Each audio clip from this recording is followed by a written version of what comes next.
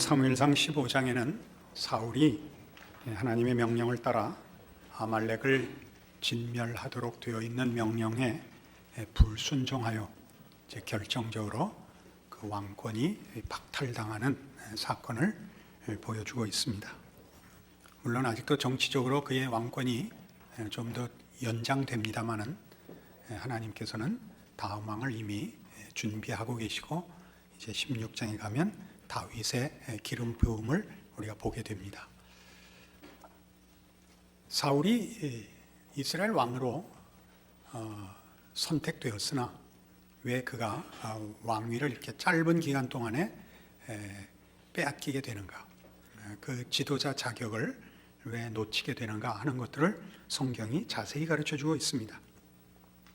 오늘의 내용은 그 아말렉을 진멸하라는 것인데, 출애굽기 17장에 의하면 이스라엘이 애굽을 나와 가나안으로 가기 위하여 광야길에 들어섰을 때 맨 처음 이스라엘 앞을 가로막고 이스라엘과 전쟁을 벌인 족속이 이 아말렉 족속입니다. 한 민족과 한 민족이 그래서 다툰 문제라면 그게 큰 문제가 아니지만 성경에서의 이 사건은 조금 더 깊은 의미로 이해되어야 한다고 성경이 가르치고 있습니다. 출애굽기 17장에서도 하나님이 아말렉과 대대로 싸우겠다라고 맹세하고 계시고, 오늘 본문에서도 아말렉이 이스라엘을 대적했기 때문에 그들을 진멸하라라고 명령이 내립니다. 진멸하라는 건 말 그대로 남녀노소 그 가축까지 모두 없애라는 명령이었는데 조금 너무하다 싶을 정도의 명령입니다. 여긴 좀 성경적인 이유가 있습니다. 하나님께서 우리 인류에게, 좀 더 좁혀 말하면 그의 백성들에게 요구하시는 것은 하나님의 은혜의 통치가 세상에 시행되고 그 통치를 받는 백성들이 그 은혜의 통치를 가장 귀하게 여겨 믿음으로 순종하는 것이 하나님의 뜻입니다. 그런데 아말렉은 이스라엘 백성 앞을 가로막은 것이 한 민족과 민족의 분쟁이나 다툼 정도가 아니라 이 하나님의 은혜의 통치의 그 대표적인 실현인 이스라엘 백성을 애굽에서 꺼낸 사건에 개입하여 하나님의 구원을 가로막은 사건을 저지르는 바람에 저들은 하나님의 은혜의 통치의 구현이라는 하나님의 목적에 반대하는 세력과 그 정신의 한 표본이 되는 것입니다.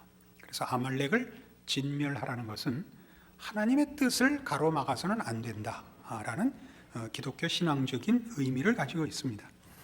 그러니까 이런 차원에서 사울이 이스라엘의 왕으로서 하나님이 세운 지도자로 이스라엘 백성을 하나님의 뜻으로 인도해야 되는, 하나님의 뜻을 실행하고 보이고 이스라엘 백성으로 순종케 하는 일에 지도자로서 하나님의 통치를 이해하지 못하고 그 반대 세력을 진멸해야 된다는 것이 하나님의 통치를 구현해내야 되는 종으로서의 입장을 분별을 못하고 있는 큰 실수를 범한 까닭에 그는 왕권에서 쫓겨나게 되는 것입니다. 우리는 이미 오늘 15장에 이르도록 사울이 여러 부분으로 지도자 자격이 없는 것을 성경의 지적으로 확인해 왔습니다.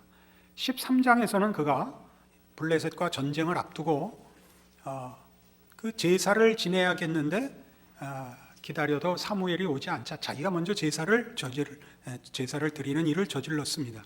그게 뭐 이렇게 큰 문제냐 하겠지만, 그는 말하자면 제사를 그저 하나의 요식행위로, 좀 더 나쁘게 말하면 주술적으로밖에 이해하지 못하고 있다는 뜻입니다.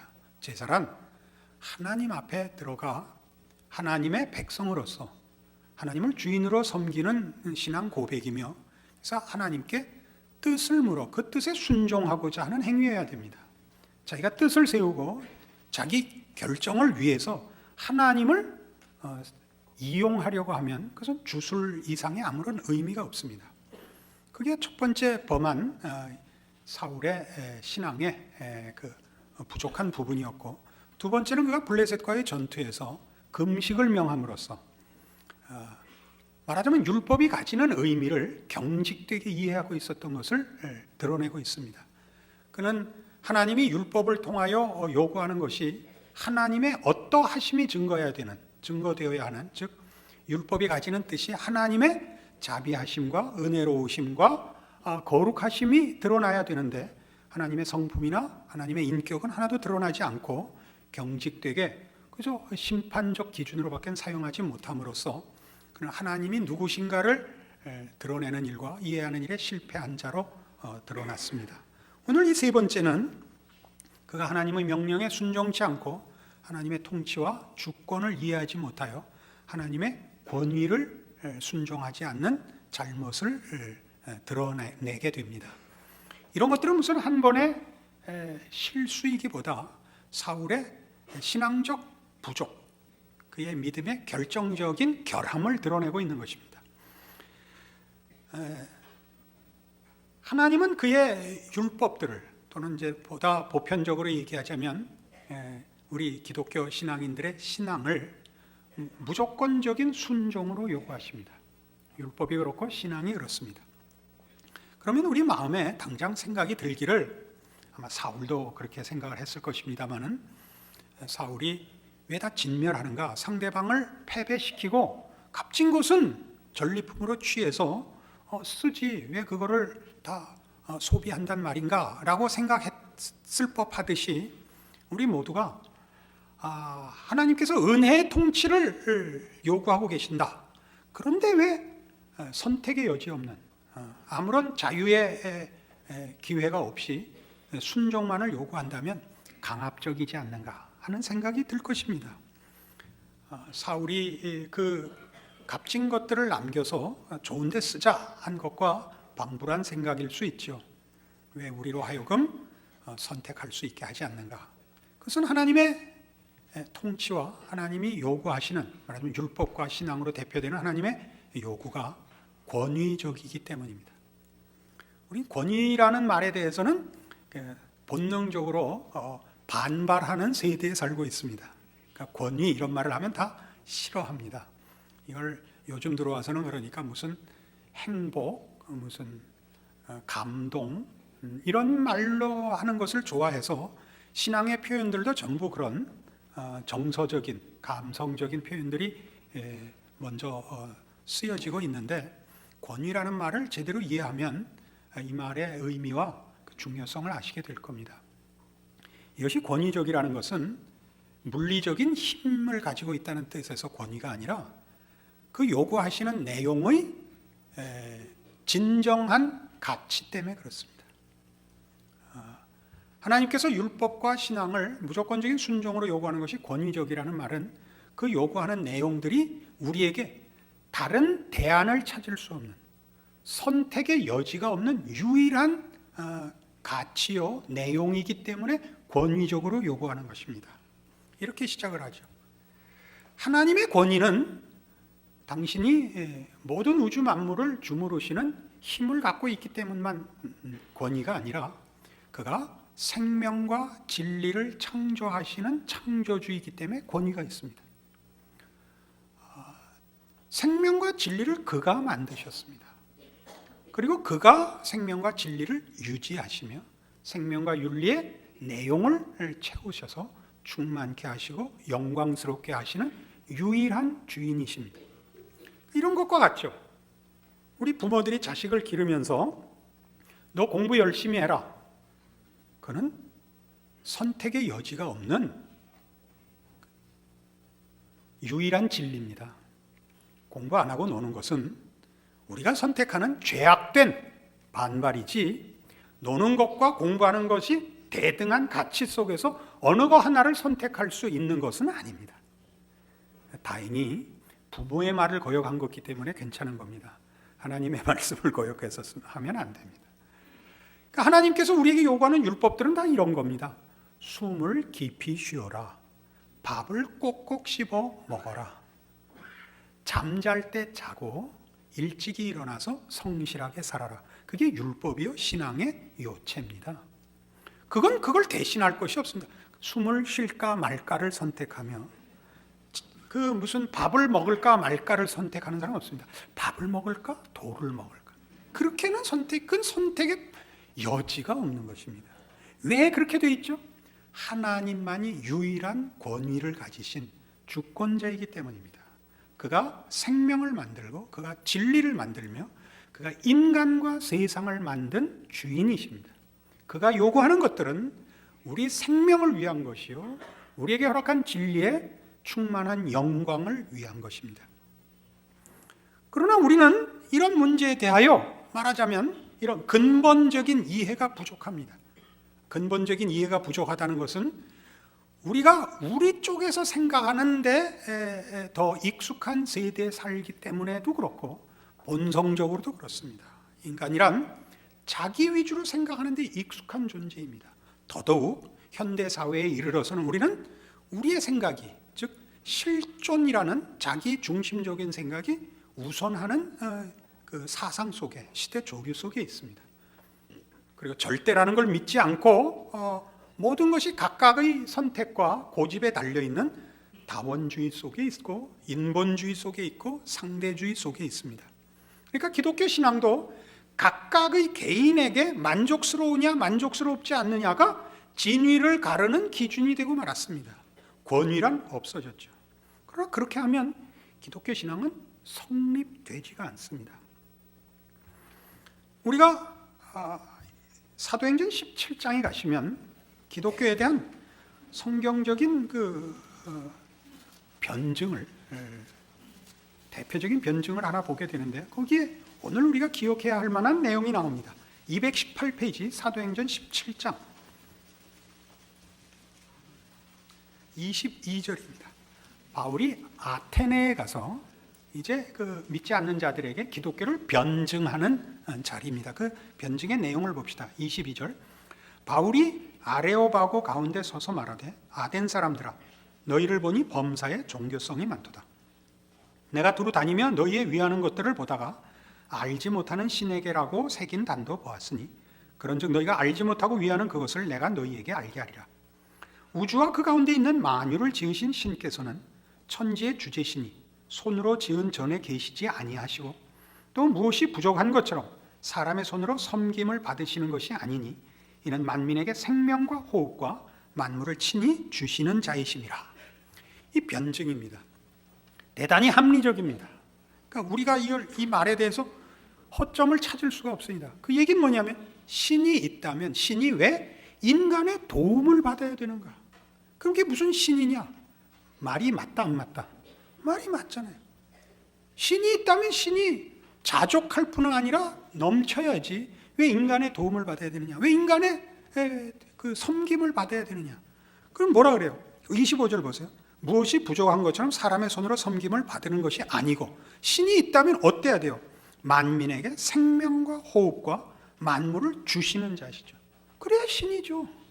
안 그러는 신이라면 뭐 때문에 믿겠어요? 그러니까 기독교 신앙에서는 이 신이 누구냐를 알리고 있는 거죠. 이 만물을 만드시고 주시는 이가 누구냐가 드디어 기독교 신앙에서는 밝혀지는 것입니다. 기독교 신앙 밖에서는 이런 신이야만 진짜 신이다 라는 데까지는 추적을 해도 우리가 아는 아브라함의 하나님, 이삭의 하나님, 야곱의 하나님을 알 수는 없습니다. 특히 예수를 보내신 하나님을 알 수는 없습니다. 그러니까 기독교 신앙의 특징은 그래서 초월이 아니고 계시입니다. 하나님이 누구냐로부터 출발을 합니다. 그리고 그것이 가장 중요합니다. 그러나 우리는 일반 종교적 생각으로 종교란 초월이 우선한다고 생각을 하고, 계시보다 초월이 앞서게 되면 신은 이용 가치가 있느냐 없느냐로 전락하게 됩니다. 그러니까 우리 기독교 신앙도 하나님이 누구시냐를 놓치면, 그의 권위를 이해하는 걸 놓치면 우리는 하나님이 내게 어떤 면에서 필요하냐로 전락하게 됩니다. 그러면 사울과 방불해집니다. 사울이 범한 모든 실수는 사실 모든 신자들이 저지를 수 있는 실수입니다. 이런 예배도 기독교 신앙인의 신앙 행위도 다 요식 행위가 되고 주술이 될 수 있습니다. 그리고 좋은 게 좋은 거지 뭐라는 자기가 만든 잠언을 떠들게 됩니다. 이런 건 없습니다. 하나님만이 그것은 정하실 수 있습니다. 왜요? 그가 모든 생명과 진리의 주인이시기 때문입니다. 그래서 에베소서 1장에 가시면 이제 하나님의 하나님 되심이 우리와 어떤 관계가 있느냐 할 때, 그리고 기독교 신앙에 있어서 어떤 그 이해를 필수적으로 가져야 되느냐 할 때 310페이지 에베소서 1장 3절 이하에 구원에 관한 설명을 이렇게 하는 데서 드러납니다. 에베소서 1장 3절 찬송하리로다 하나님 곧 우리 주 예수 그리스도의 아버지께서 그리스도 안에서 하늘에 속한 모든 신령한 복으로 우리에게 복 주시되 곧 창세전에 그리스도 안에서 우리를 택하사 우리로 사랑 안에서 그 앞에 거룩하고 흠이 없게 하시려고 그 기쁘신 뜻대로 우리를 예정하사 예수 그리스도로 말미암아 자기 아들들이 되게 하셨으니 이는 그의 사랑하시는 자 안에서 우리에게 거저 주시는 바 그의 은혜의 영광을 찬미하게 하려는 것이라. 그러니까 구원이 뭐냐? 하나님께서 당신의 뜻과 당신의 수준으로 그의 백성들을 영광의 자리에 세우는 것이라고 말합니다. 그리하여 구원 얻은 그의 백성들로 하여금 하나님이 허락한 구원의 영광에 감격하여 하나님 앞에 항복하는 것이라고 합니다. 이것이 구원입니다. 더 넓게 얘기하면 그것이 창조입니다. 그러니까 하나님이 우리를 만드셨습니다. 그리고 신적 차원의, 신적 내용의 영광의 자리를 목적하고 계십니다. 그것이 말하자면 성경이 얘기하는 하나님과 우리의 관계요, 기독교 신앙을 잊게 하는 것입니다. 기독교 신앙을 잊게 한다는 건 뭐냐 하면 우리로 하여금 하나님을 섬기며 하나님의 자녀로 살며 우리에게 일어날 약속된 운명을 소망과 믿음 가운데서 지키게 하는 내용이다 이겁니다. 그러니까 우리 지금 사울의 실수와 우리가 지금도 반복해서 할 수 있는 실수를 이 점에서 한번 지적해 봅시다. 사울은 가서 적군을 멸하고 이제 뭐 완전히 정치적 군사적으로 그 심각한 타격을 입혔고 이제 그 남은 것 중에서 전리품을 취합니다. 값진 것들, 보석과 식량과 아마 가축들을 그래서 다 남겨왔겠죠. 하나님께 제사하기 위해서 남겨왔다는 것입니다. 생각해 봅시다. 우리가 지금 신약 시대를 살면서 우리가 신앙 행위 중에 중요한 신앙 고백으로 헌금이라는 것과 예배라는 것을 우리가 실천하고 있습니다. 헌금이 뭐냐고요? 하나님 앞에 우리의 정성을 바침으로 하나님 앞에 복받는 수단이 아닙니다. 헌금이란 무슨 뜻이냐 하면 하나님께서 당신의 은혜롭고 선하신 뜻을 따라 나를 만들었고 하나님이 만족하실 영광의 충만의 자리에 나를 세우실 것이라고 믿어 지금 걷는 현실의 모든 신앙 여정이 하나님의 약속이 진실되게 진행되는 과정이라고 믿어서 지금의 형태, 상황, 조건 속에서 하나님이 지금 그 능력과 지혜와 신실하심으로 나를 지키고 계십니다 라고 보이는 것이 헌금입니다. 그것은 여러분이 10억일 수도 있고 10원일 수도 있습니다. 여러분이 많이 받았을 때만 하나님께 감사가 아니라 고단한 형편 속에서 바치는 것도 이 고난은 이것이 끝이 아닙니다. 지금도 하나님은 나를 지키고 계시고 그래서 내가 이 헌금을 즉 지금 현 상태를 하나님의 인도하시는 과정으로 알고 주 앞에 바칩니다. 맡깁니다. 그게 헌금입니다. 여러분 이렇게 예배를 드리러 주일마다 오는 것은 하나님께서 우리를 지으셨고 우리를 완성시킬 내 아버지로서 찬송받으실 그리고 나를 기뻐하시는 내 아버지십니다. 내 오늘의 형편이 하나님 앞에 나오기 부끄럽지만 궁극적으로 하나님이 그 신실하심과 은혜로우심을 따라 나를 완성하실 것을 알기에 하나님이 포기하시지 않는 걸 알기에 나도 내 몸을 포기하지 않고 하시지 않고가 아니고 하지 않고 하나님의 은혜와 사랑의 존전에 오늘도 기꺼이 나옵니다. 이게 예배입니다. 말하자면 이 문제에서 우리가 하나님이 원치 않는 하나님의 뜻을 펼치는 일에 저것은 내 일을 반대하는 것이라고 하는 걸 끌어다가 하나님 앞에 바치는 것은 하나님을 모독하는 것이 됩니다. 여러분이 돈을 많이 벌어오고 성공해서 권력을 쥐면 하나님 앞에 도움이 될 거라고 생각하는 것 같이 사울이 범한 실패와 동일한 실패는 없을 것입니다. 그것은 하나님의 은혜의 통치와 진실하심을 모독하는 것이 됩니다. 우리는 하나님께서 아브라함을 부르사 그의 생애를 주장하신 것과 요셉의 생애를 주장하신 것을 합니다. 그들의 고난의 일생을 보냈으나 궁극적으로 하나님께서 그의 신실하심으로 저들의 생애를 영광의 승리로 마감한 것을 합니다. 이것이 우리의 신앙이고 우리가 아는 하나님에 대한 우리의 믿음입니다. 그것 때문에 우리는 하나님에 대한 복종과 순종과 경배와 감사를 늘 바치는 것입니다. 이것이 없다면 우리의 신앙은 사실 아무런 근거도 없는 것이 됩니다. 여러분이 하나님에 대한 이 항복과 하나님에 대한 이 이해와 신앙이 없다면 우리의 신앙은 사실은 기초 없는 바람에 날리는 겨와 같도다 라는 성경의 지적과 흡사한 것이 됩니다. 이사야 43장에 가보십시다.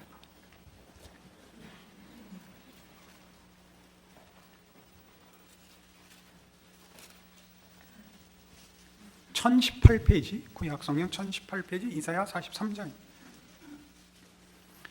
야곱아, 너를 창조하신 여호와께서 이제 말씀하시느니라. 이스라엘아, 너를 조성하신 자가 이제 말씀하시느니라. 너는 두려워 말라. 내가 너를 구속하였고 내가 너를 지명하여 불렀나니 너는 내 것이라. 네가 물 가운데로 지날 때 내가 함께할 것이라. 강을 건널 때 물이 너를 침몰치 못할 것이며 네가 불 가운데로 행할 때 타지도 아니할 것이요 불꽃이 너를 사르지도 못하리니 대전하는 여호와 네 하나님이요 이스라엘의 거룩한 자요 네 구원자임이라. 내가 애굽을 너의 속량물로 구스와 스바를 너의 대신으로 주었노라. 내가 너를 보배롭고 존귀하게 여기고 너를 사랑하였은즉 내가 사람들을 주어 너를 바꾸며 백성들로 네 생명을 대신하리니 두려워 말라. 내가 너와 함께하여 네 자손을 동방에서부터 오게 하며 서방에서부터 너를 모을 것이며 내가 북방에게 이르기를 놓으라 남방에게 이르기를 구려하지 말라. 내 아들들을 원방에서 이끌며 내 딸들을 땅 끝에서 오게 하라. 무릇 내 이름으로 일컫는 자 곧 내가 내 영광을 위하여 창조한 자를 오게 하라. 그들을 내가 지었고 만들었느니라 라고 말씀하십니다. 이것은 이제 이스라엘이 하나님 앞에 범죄하여 바벨론 포로가 되게 된 상황에서 하나님이 이스라엘 백성을 위로하시는 말씀입니다.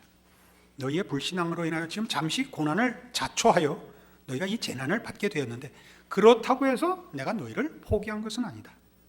내가 너희를 왜 포기하겠느냐. 우리는 이 말들이 갖는 의미를 43장 1절 다시 보세요. 야곱아, 너를 창조하신 여호와, 너를 조성하신 자, 너를 만들었다. 내가 이렇게 중간에 실패하려고 만들지 않았다. 내가 만들었다. 내가. 3절에는 대저 나는 여호와 네 하나님이라. 이 말이 갖는 그 힘을 아시겠어요? 나는 하나님이라.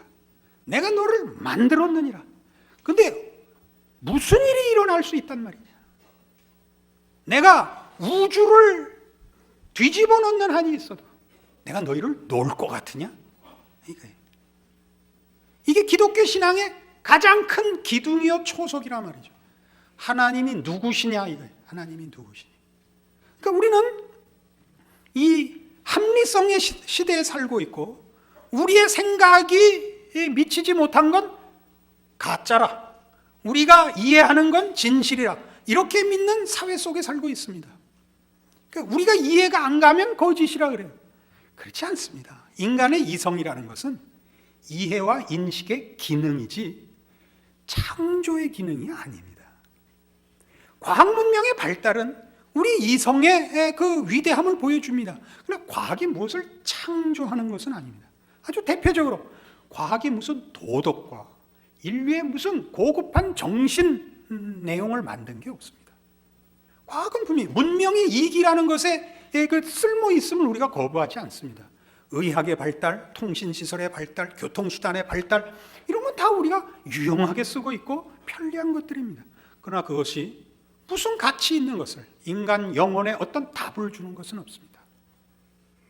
우리는 하나님만이 유일한 권위라는 것을 분명히 붙잡아야 됩니다. 그것만이 우리의 신앙을 든든하게 세우며 우리의 신앙에 감사를 만들어냅니다. 그런 차원의 대표적인 성경의 신앙 고백을 하나 만나봅시다. 빌립보서 1장입니다. 신약 성경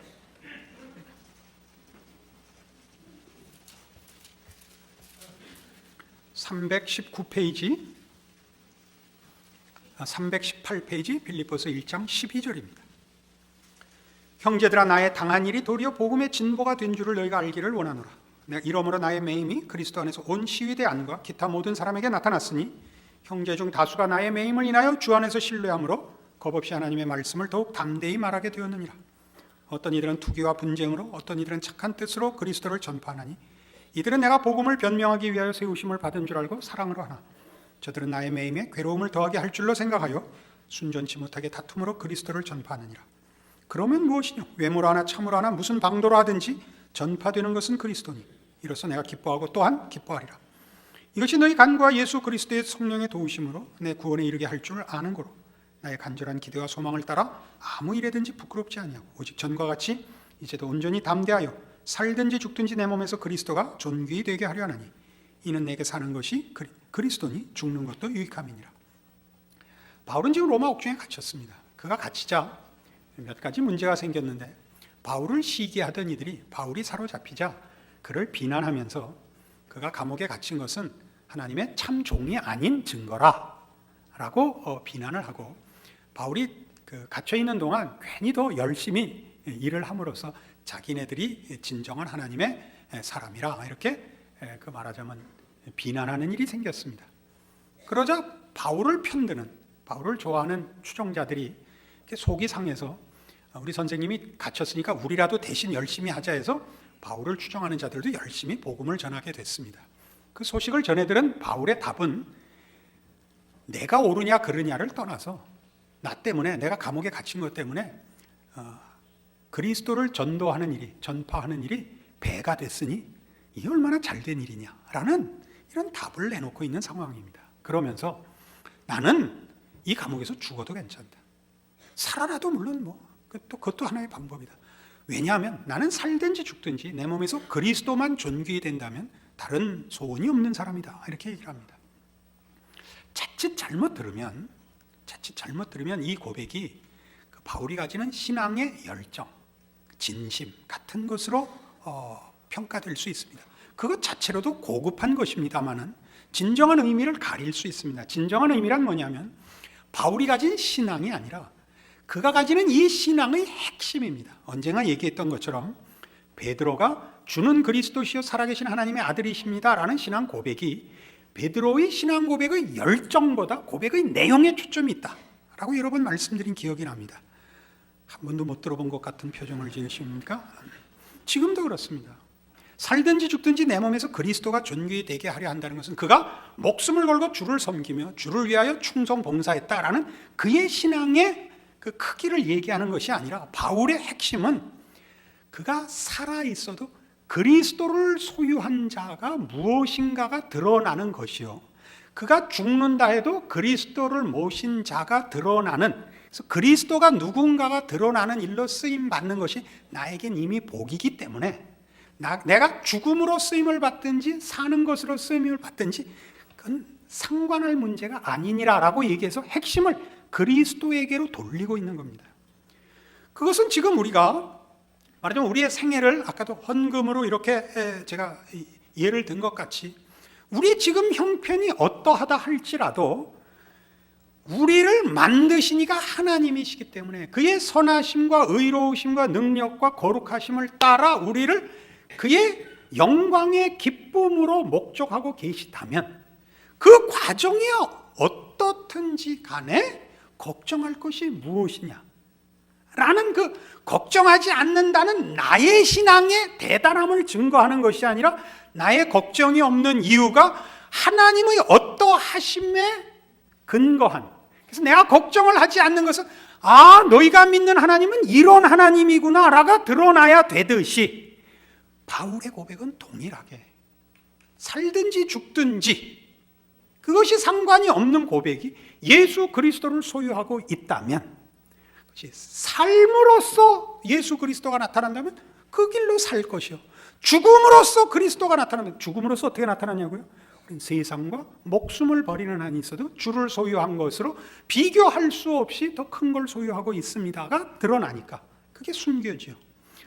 바울의 고백은 그런 차원에서 살든지 죽든지인 것입니다. 그러니까 이 모든 것은 하나님이 누구시냐에 달려있고 예수 그리스도가 누구냐에 달려있는 문제입니다. 그리고 그의 명령들은 다 그런 차원에서 우리에게는 그것이 다 바로 복이요, 은혜요, 선물이라는 것이 성경의 증언입니다. 여러분들은 그 신앙 고백에 참여한 자들입니다. 여러분들이 이미 알고 있고 이미 갖고 있으나 혹 정리가 안 돼 있을 수 있습니다. 오늘 분명하게 여러분의 신앙 고백과 여러분이 알고 있고 믿고 있는 것에 가장 위대하고 바꿀 수 없는 근거를 이 신실하신 하나님, 이 영원하신 하나님, 그의 뜻을 따라 우리를 찾아오신 예수 그리스도로 확인하시는 여러분들의 든든한 믿음의 확인이 되기를 바랍니다. 기도하십시다. 하나님 아버지 은혜를 감사합니다. 하나님을 아버지라 부르는 특권과 자랑과 영원한 우리 믿음의 승리를 확인했습니다. 그러므로 주의 말씀을 순종할 것이요, 요구하시는 신앙을 감사해야 할 것입니다. 충성과 순종과 인내로 사는 우리들 되게 하사 우리 생애 속에 함께 하시는 그리스도와 동행하는 기쁨을 누리는 우리들 되게 하여 주시옵소서. 지금은 우리 주 예수 그리스도의 은혜와 하나님 아버지의 극진하신 사랑과 성령님의 교통하심이 하늘 하나님의 자녀로 존재하며 사는 신자의 기쁨을 확인하고 돌아가는 심령들 위해 영원토록 함께 있을지어다. 아멘.